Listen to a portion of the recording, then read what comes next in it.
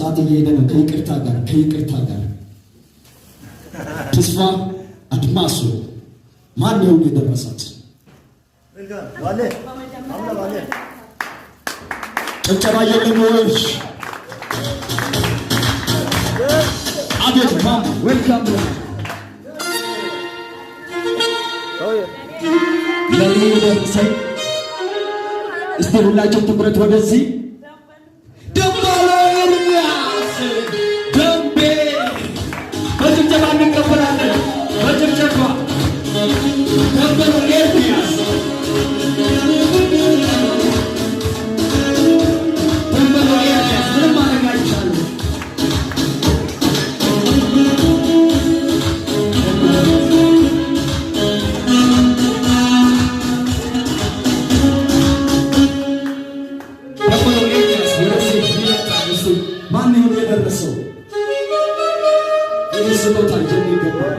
ሰላም